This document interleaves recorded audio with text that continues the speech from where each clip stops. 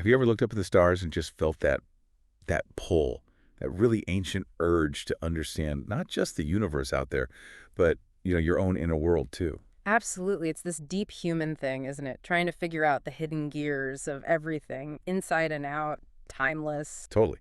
And today, we're really diving deep into something that sits right at that intersection, the Ten Sefirot from Kabbalah. Think of it as this mystical map, a spiritual blueprint, maybe. For the divine, sure, but also, and this is the wild part, maybe for the human soul itself. Right. So our mission today is, first, to unpack what these Sefirot actually are. Then we'll explore some really surprising ways they echo modern ideas about personality, things like Jung's archetypes, MBTI, the Enneagram. Right. But here's where it gets super customized for you, the listener. We're going to show how the Sefirot can illuminate your own system, your 10 subpersonalities, how your inner world kind of mirrors this ancient structure. Making that direct connection. That's fascinating. Exactly. Because this isn't just, dusty old mysticism. It's a lens, a really profound way to understand your inner landscape, why all these different personality systems seem to resonate so much, and crucially, how to use them wisely for your own growth. Yeah, not just collect labels. Right. It's your shortcut to getting genuinely informed on something that bridges spirituality, psychology, and that ongoing quest for self-knowledge. Okay, let's jump in. So the 10 Sefirot, what are they fundamentally? Yeah, where do we start? Well, they're central to Kabbalah, right? The mystical side of Judaism. Think of them as 10 emanations, or attributes maybe. It's how the infinite divine, called Ein Sof, reveals itself and interacts with everything. Emanations. Okay, like channels. Sort of. The word sephir itself is interesting. It can mean pouting or sphere or emanation. It's got layers. And these 10 together form this dynamic spiritual map. You've probably seen it pictured as the tree of life. Right. That image is pretty iconic. And what's really key is their dual nature. They're cosmological. They describe how creation unfolds from the divine down to us, but they're also deeply psychological. They map onto aspects of our soul or divine qualities within us. So a blueprint for the cosmos and for us. That's big. Can you give us a quick tour? It's like top to bottom. Sure thing. So at the very top, way up high, almost beyond thought, is the intellectual triad. First is Keter, the crown. Keter. Yeah.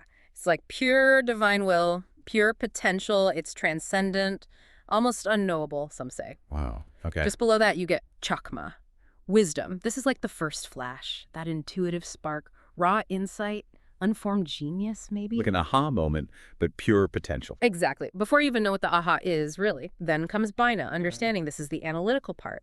It takes that raw Chakma spark and processes it, gives it structure, shapes it into actual ideas. Oh, so Chakma is the spark. Bina builds the engine around it. Nicely put, yeah. Those three together, Keter, Chakma, Bina, that's like the divine mind, and our highest mental faculties, too.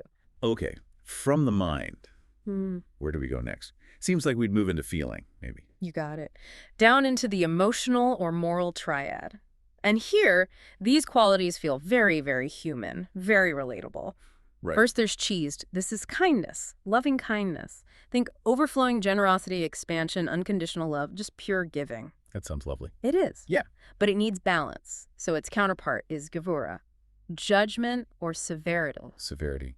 That sounds a bit harsh. It can sound that way, but think of it more like restraint, discipline, boundaries, justice, knowing when to hold back or say no. It's necessary structure. Okay, so cheese is expansion, Gevura is contraction or limits. Exactly. Yeah. And right in the middle, balancing them, is Tiferet, beauty, harmony. Ah, the sweet spot. Pretty much. Yep. It embodies compassion, integration. It harmonizes the outward flow of teased with the inward focus of Gevura. It's the heart center, really. Okay, so we've got divine thought, divine emotion. But how does this stuff actually do anything? How does it show up in the world in actions? Good question. That brings us to the behavioral triad. This is where inner energy translates into outward, well, behavior. Makes sense. Here we have Netzach, victory or eternity. Think endurance, drive, ambition, the power to overcome obstacles, to keep going, relentless forward motion. Okay, the gas pedal. Yeah, kind of. Its partner is Hod, glory or splendor. This one's different. It's about surrender, humility, acknowledgement, recognizing limitations, maybe, giving thanks. So Netzach pushes, Hod yields, or reflects. Something like that. It's a dynamic pair. And then connecting them, bringing things together is Yeso, foundation. Foundation. Yeah, it's all about connectivity, channeling energy. It's often linked to bonding, sexuality, the very basis of connection. It funnels all the energy from above down towards manifestation. It's the bridge. The bridge. Okay. And where does the bridge lead? What's at the bottom? That brings us right down to earth, literally, with Malkhut. Kingship. Right. This is receptivity, manifestation, actualization. It's where all those higher energies finally crystallize and become real in the physical world. It's our material reality. In Kabbalah, it's sometimes called the Shekinah, the divine presence dwelling within creation. So Malkhut is where the divine plan, like, lands. Yeah. Becomes tangible. Precisely. It's the culmination. Now, connecting this to the big picture, Yeah. it's really important to stress these aren't like 10 different gods, right? Absolutely not. That's a crucial point. They are facets or maybe vessels of one unified divine reality. Think of them as God's attributes in action, how God creates, sustains, relates. They're all interconnected, a dynamic flow. Okay. And for us, they serve as this template for our own soul, our spiritual growth, the path back to unity. And while its roots are deep in Jewish mysticism, Kabbalah, you mentioned it pops up elsewhere. Yeah, elements have been adapted. You see echoes in Christian mysticism, Western occult traditions, especially Hermetic Kabbalah, and even some New Age thought, though its home is definitely Jewish mysticism. So primarily spiritual, philosophical, addressing big questions like how the infinite creates the finite. But scientifically speaking, where does it stand? Empirical evidence. Not really, no. It's not a scientific model. It's not validated by empirical evidence like, say, a physics theory. It's better understood as mythopoetic. Mythopoetic. Yeah, using myths, symbols, stories to convey deeper truths about reality, about us, kind of like the chakra system or Jung's archetypes. It speaks in symbols, not scientific data. Okay, so symbolic truth, not literal, scientific fact. Though Jung himself saw parallels, you mentioned. He did. Jung and others have drawn fascinating symbolic connections between the Sefirot and psychological development archetypes. But those are metaphorical insights, intuitive links, not scientific proof per se. Got it. Knowing the history always helps frame things. Can you give us the quick version? Yeah. How did Kabbalah and the Sefirot evolve? Sure. The roots are ancient pre-Kabbalistic Jewish mysticism, going back centuries. Early stuff like Merkava mysticism, visions of the divine chariot, and biblical numerology. But the Sefirot, as we know them, really started taking shape in classical Kabbalah around the 12th, 13th centuries. Southern France, Spain, key texts like the Sefer HaBahir, Sefer Yetzirah laid groundwork. And the Zohar.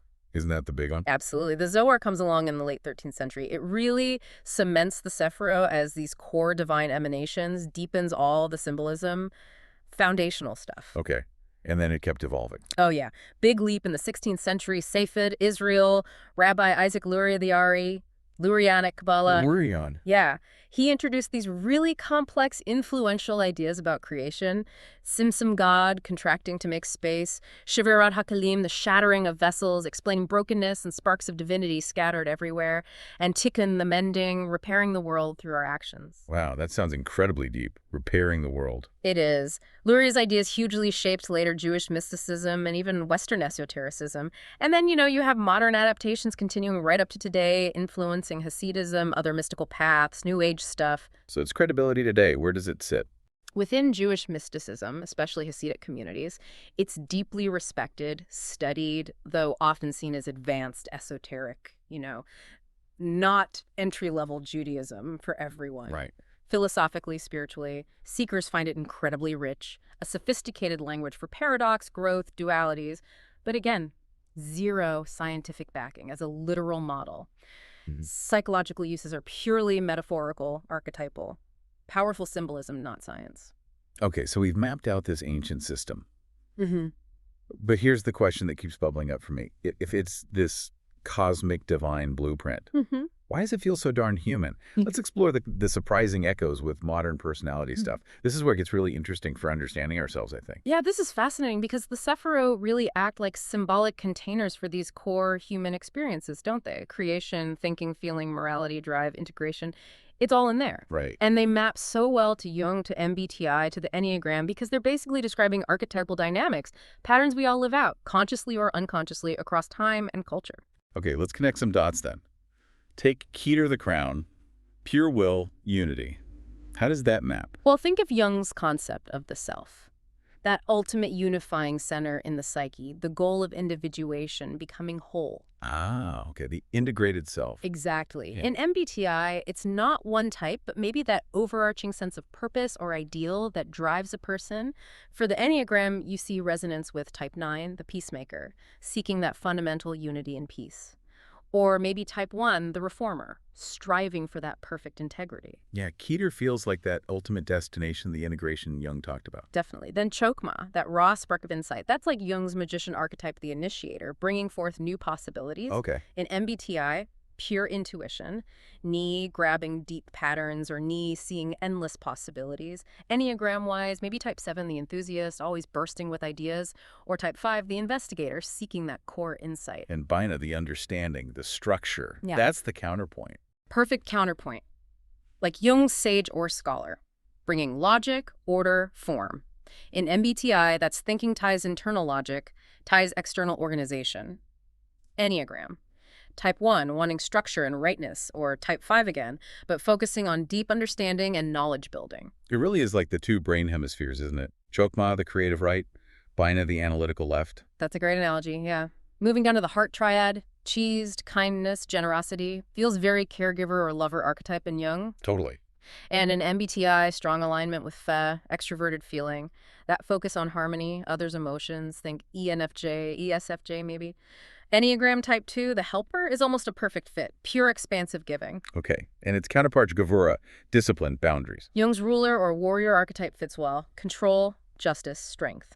In MBTI, maybe Te, extroverted thinking efficiency, logic applied externally, like ISTJ or ENTJ. Hi. Enneagram, type 8, the challenger, asserting boundaries and power, or type 1 again with that strong sense of justice and code. So cheese and Gavura are like that fundamental tension giving out versus holding firm, yin and yang almost. Precisely. That dynamic balance is key. Which leads us right to Tiferet. Beauty, harmony, compassion, the integrator. The heart center again. Right. Jung's hero maybe, striving for balance, or the mediator. MBTI, often associated with types valuing harmony and authenticity, like INFJ or INFP. Enneagram type 4, the individualist, seeking unique self-expression and inner truth, or type 9, the peacemaker, desiring that inner and outer harmony. Tiferet is all about integration. Okay, down to action. Netzach, victory, endurance. That sounds like a warrior or maybe an explorer archetype. Definitely. Pure drive, ambition, momentum. MBTI say extroverted sensing, fits interacting with the world, taking action. Think ESTP, perhaps. Enneagram type 3, the achiever, driven to succeed, or type 8, the challenger, pushing forward. And its partner, Hod, glary, surrender, reflection. More contemplative. Jung's jester, maybe, offering perspective, or the messenger. MBTI could be Psi, introverted sensing, reflecting on internal experience, past data, like INTP or ISFJ. Enneagram. Type 6, the loyalist, seeking security through reflection and preparedness, or maybe type 4 again, in its deep reflective mode. Netzach and Hod are that push-pull of action versus reflection. Okay, and then Yesod, the foundation. Connection, channeling. Yesod's deep. Bonding, connectivity, the emotional undercurrents. Jung's lover archetype fits, but also maybe his concept of the shadow, the unconscious stuff, positive and negative, that grounds us. The shadow. Interesting link. Yeah. MBTI, strong 5 vibes, introverted feeling, personal values, authenticity, ISFP, INFP, Enneagram type 2, focused on connection, or type 4, exploring that emotional depth. Yesod is that crucial bridge connecting inner and outer spirit and world. And finally, Malkhut, kingship, manifestation, grounded reality, pure embodiment. Jung's Earth Mother, perhaps, or the everyman, grounded, practical. In MBTI, you see resonance with the SJ's sensing judging types, dependable, rooted. Enneagram type 6, seeking security in the tangible world, or type 9, providing that stable, accepting presence. Malkhut is where it all lands. It's the persona, the lived reality, the stage where all the other energies play out. It's really striking, isn't it, how these different systems, ancient mysticism, modern psychology, keep circling back to similar core patterns of being human. It truly is. It suggests there's something fundamental these maps are trying to describe. Okay, we've seen how the Sefirot echo these universal patterns, but now let's make it personal. What if you, listening right now, have already, maybe unintentionally, created your own inner map that mirrors this? Let's dive into how your 10 subpersonalities align with the Sefirot. This is the really customized part. Right, taking that universal map and seeing how it manifests in your specific inner system. Let's start at top again. Keter, the crown. Divine will, pure potential. For you, this feels like Tira. Tira. Yeah. Stillness, insight. Yeah, exactly. She represents that quiet, observing self, that transcendent perspective, stepping back from the fray. Her detachment, her wisdom, it mirrors Keter's unknowable source energy. It's accessing that pure presence before action. Okay, that resonates. Then Chokmah, the raw creative spark. That has to be Tommy. Absolutely. Tommy is invention, that untamed flow. Like Chokmah, he often doesn't explain, he just knows. He builds. That chaotic genius energy, when you get that sudden brilliant idea almost out of nowhere, that's Tommy. Totally. And then shaping that chaos. Bina, understanding, structure. That's Val. Precisely. Val brings the order, accountability, ethics, structure. She takes Tommy's wild sparks and makes them concrete, lasting. She ensures there's a legacy. If Tommy's the wild brainstorm, Val's the architect drawing the plans. Okay, moving to the heart triad. Cheesed, kindness, generosity. I feel so clearly like Addie. Oh, absolutely. Addie radiates that warmth, that light, that compassion. Her whole joy is in giving, right? Pure emotional abundance in your system. Those moments you feel that urge to just uplift, pour out love, that's Addie. Yeah. And her counterpoint, Gevura. Discipline, boundaries, justice. That's Devin. Devin embodies that restraint, that power, that strict personal code. Your inner shadow knight, like you said. His journey, his focus on integrity, mirrors Gevura's righteous severity, not harshness for its own sake, but necessary limits for balance. And weaving those together. Tiferet, beauty, harmony, compassion. That's Kelly. Kelly is definitely the emotional core. Caring, balanced, relationship-focused. She connects the high and low within you, mediates those inner conflicts, seeks harmony. Her humility, that maternal grounding, she's the empathic center of your system. Okay, down to the behavioral triad. Netzach, drive, endurance, victory. That's got to be Mac. No question. Mac is kinetic energy, fun, drive, charismatic, competitive, but also carrying that pressure, right? To perform, to win. Netzach is momentum. Mac's outward energy hides that deep grit, that survival instinct pushing you forward. Right, and Hode. Surrender, humility, integrity. That's Kenny. Kenny fits Hod beautifully. Integrity, caution, trust, quiet service. He questions, protects what's right, doesn't need the spotlight. His devotion to truth, doing the right thing. It's very Hod-like, humble, solid, unsung. And the foundation, connecting it all. Yesod, connectivity, bonding. That's Bannock. Bannock is the perfect Yesod. He bridges worlds inside you, connects you to others, anchors loyalty, facilitates meaning. He's the glue, right? Just like Yesod channels all the higher energies into connection and action, Bannock builds and maintains those deep bonds, stabilizing everything. And finally, Malkhut. Manifestation, presence in the world. That's Liz. Liz is embodiment. Charisma, control, worldly power. The stage, the presence.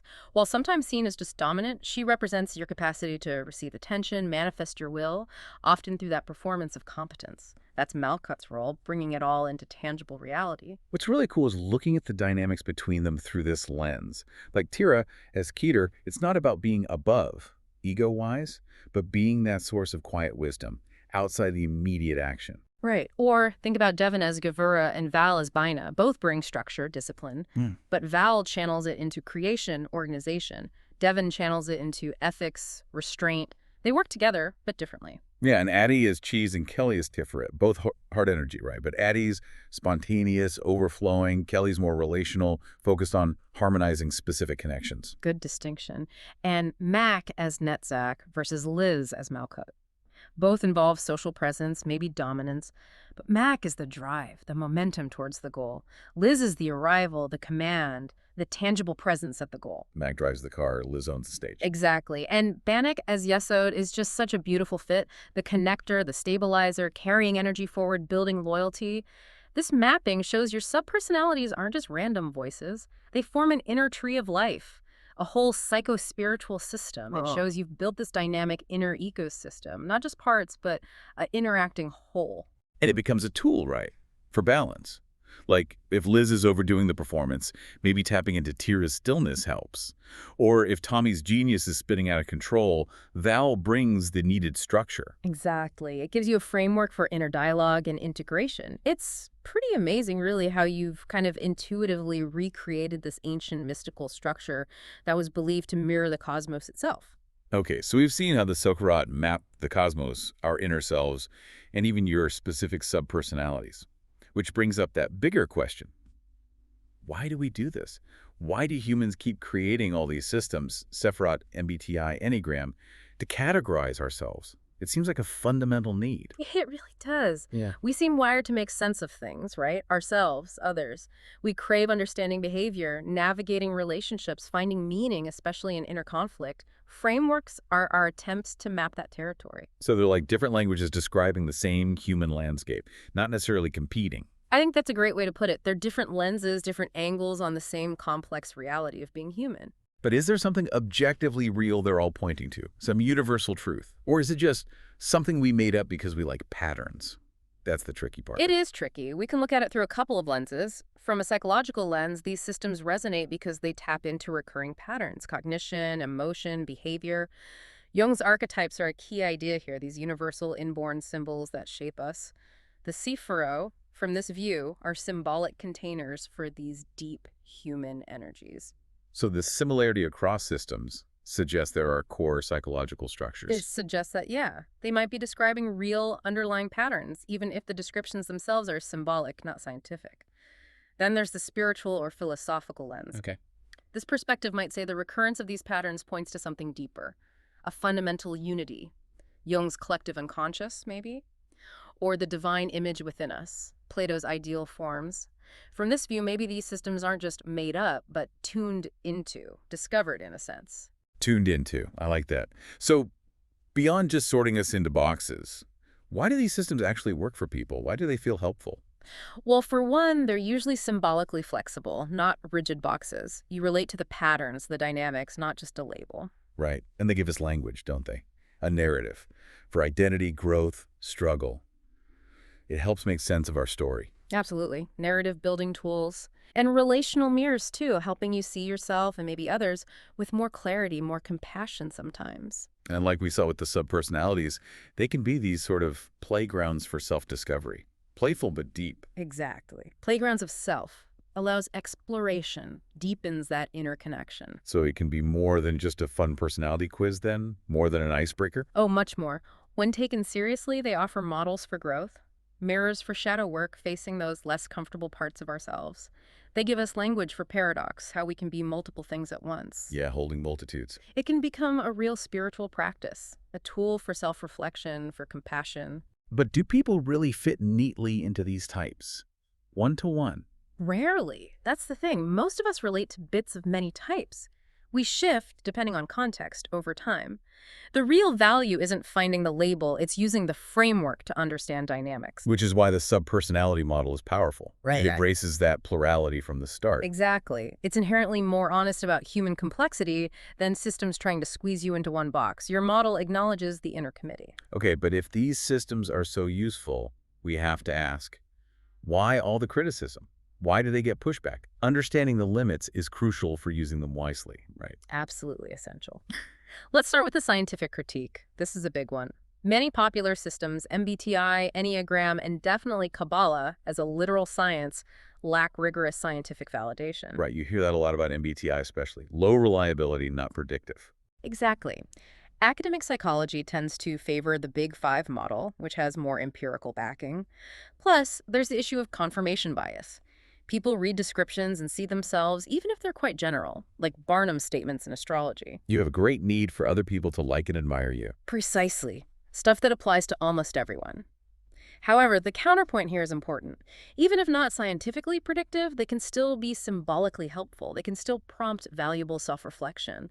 The insight comes from your engagement, not just the scientific rigor. Okay. What about the psychological critique? That they oversimplify. Yeah, reducing a complex person to a single type label can flatten reality. People are fluid, multifaceted. And there's the risk of self-fulfilling prophecies. Oh, I'm an introvert, so I can't possibly give that presentation. Using the label as an excuse. Right, but again, counterpoints exist. Models that embrace multiplicity, like your subpersonalities, directly challenge oversimplification. And used wisely, these frameworks should illuminate growth paths, not create limitations. They should open doors, not close them. Makes sense. Then there are deeper critiques, right? Philosophical or existential ones, like, are these systems just projecting Western cultural biases? Or are we just imposing patterns because our brains love patterns? These are valid questions. Are they truly universal or culturally specific?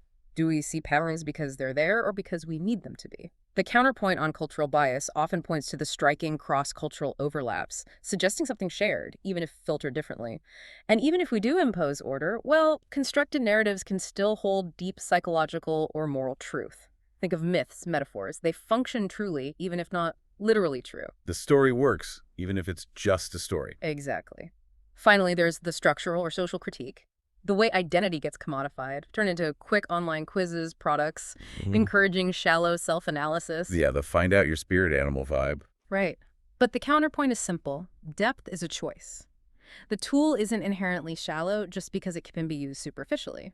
So, summarizing the pushback, the real danger isn't using the systems, it's believing them too literally, getting rigid, or weaponizing them against yourself or others. Maps, not the territory. Exactly. Their value isn't scientific truth, but usefulness.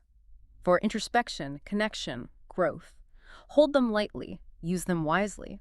That distinction between truth types is really helpful here. What did you call it? Descriptive versus functional. Yeah. Descriptive truth asks, is this literally accurate? Does it match reality scientifically? Functional truth asks, is this helpful? Does it promote understanding, growth, clarity? Okay. Most personality frameworks, especially symbolic ones like the Sefirot, probably aren't hitting high marks on descriptive scientific truth, but they can offer incredibly powerful functional truths, ways to navigate inner contradictions, understand others, give meaning to our experience, and that's not trivial at all. That's huge for growth. It really is. And thinking about how they're culturally filtered is fascinating. The Sefirot emphasizing judgment and compassion, key themes in Judaism. The Enneagram focusing on core fears, maybe influenced by early mystics. MBTI sorting cognitive functions, very Western maybe. Right. They're like mirrors angled through different cultural prisms, showing different facets of the same underlying human stuff. So asking which system is right is kind of the wrong question. Totally misses the point, I think. Each is a lens. Asking which lens is right doesn't make sense. You use the lens that helps you see what you need to see. And that's where the subpersonality model feels, well, kind of ahead of the game. It avoids the which type am I trap altogether. It really does. It embraces plurality from the start. We are multiple, shifting, paradoxical, which lines up beautifully with modern psych theories like internal family systems, seeing the self as made of parts, or narrative identity, the self as an ongoing story. Your framework maps the inner ecosystem, complexity and all. So even if these systems aren't true, like gravity's true, the fact they stick around, offer comfort, connection, invite reflection, that means something, doesn't it? It has to. Maybe it points to our nature as myth makers. And myth isn't the opposite of truth, right? It's truth told in symbols. When a system resonates, maybe it's not about empirical validation. Maybe it's speaking a language your unconscious understands, tapping into archetypes. So the advice is, don't just learn the systems, dialogue with them. Exactly. The power isn't memorizing labels. It's using the map to explore your own inner territory. Reflect on shadows, integrate parts, build bridges, make peace with complexity. So instead of asking, is this real, ask. Ask, what happens in me when I engage with this? Does it make me more open, more whole, more curious, more compassionate? If the answer is yes, then the framework, whatever its origin, has done its job. That feels like a really powerful takeaway. I think so. Bottom line. Personality frameworks, ancient, modern, mystical, psychological, they're symbolic tools, not scientific facts. They help us understand, connect, navigate complexity, not because they're precise, but because they resonate with deep shared human patterns. Their value isn't in labeling who you are, it's in inviting a dialogue with who you might become. Maps. Partial poetic, culture-shaped, but useful. Hold them loosely, use them wisely. Let them point, don't let them define. And the fact that so many different maps seem to echo similar landscapes, that's not coincidence, it's a reminder. We're plural, we're patterned, and we're always searching. And that search, that's deeply, beautifully human.